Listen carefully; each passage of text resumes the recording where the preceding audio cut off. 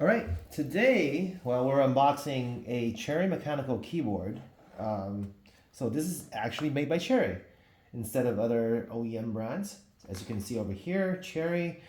What's interesting about this keyboard is that it's actually one of the, I would imagine, only or very few keyboards that has the Cherry ultra low profile mechanical switches, which comes in tactile form.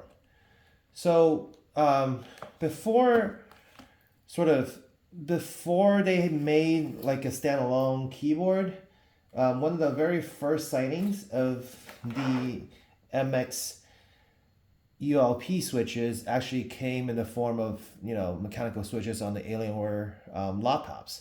So that was followed by one offering from Corsair, but I think that was sort of that. But this features the same type of switches, which are not hot swappable. So if this is something that you want to get, then you have to be aware of that. It's not hot swappable, and the keycaps are not sort of swappable or not compatible with the regular MX switches.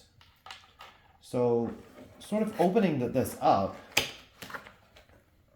as you can see, the languages come in various languages. So let's see, traditional, simplified Chinese, English, German, French. All right. So as you can see, without opening it, you can tell that this entire keyboard feels very thin. So before I open this up, let's check out what other contents are within this box. So there's, of course, the manual. And opening this up, we can see that there's an attached cable which comes in USB to USB Type-C. And well, it comes in red and black with a Cherry marking over here. So besides that, there is no key switch puller, which is to be expected because, again, the switches are not hot swappable. Or not. The switches are not hot swappable, and the keycaps are not replaceable. So opening this up,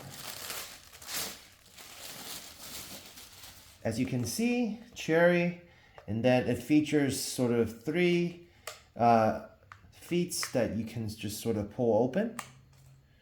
And then it also has a USB dongle for you to plug in, which comes in red.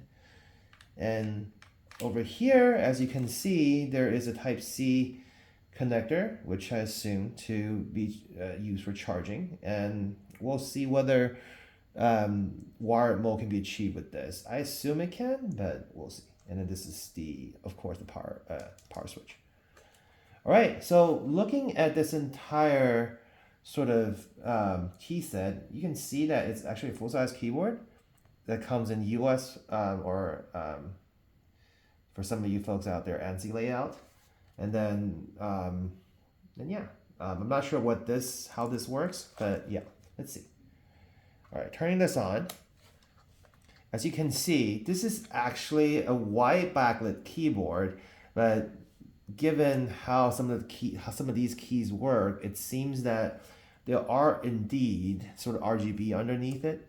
And this sort of, I guess, implies that it's in cable mode right now. So there's two Bluetooth, one USB, and then one that's assumed dongle mode.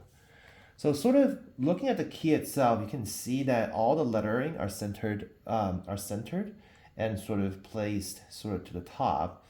Well, this makes sense because if you actually look at the schematics for the switch itself, you can see that there's a reason why the lettering is replaced on the top, so it's just to make it shine more.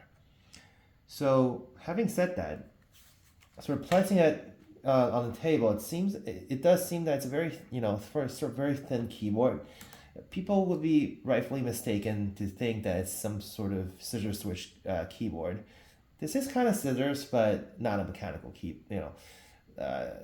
It's also scissor switches, but it's mechanical switches rather than rubber dome.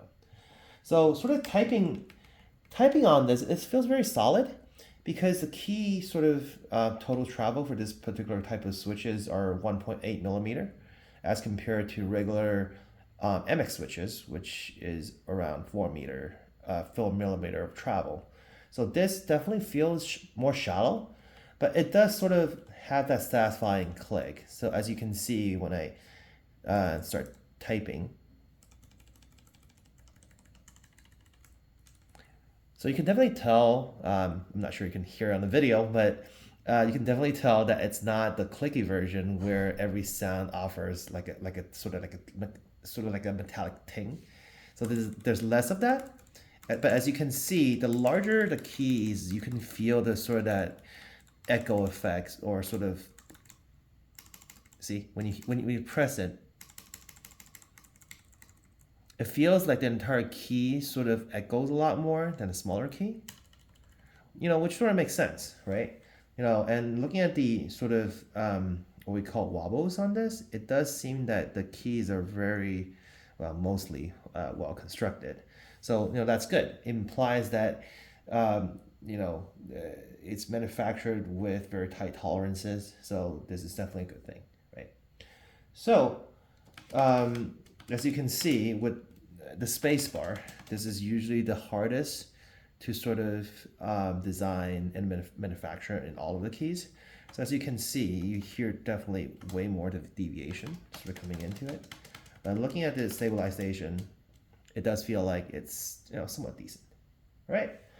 So again, thank you guys all for joining me in unboxing this, let's just say, very simple and albeit very expensive desktop keyboard. This retails at I don't know what this retails at, but it's Black Friday, so I got this for $160 US, which is very expensive. Like you can get like a regular mechanical keyboard for less than 80 now. So again, thank you guys for joining.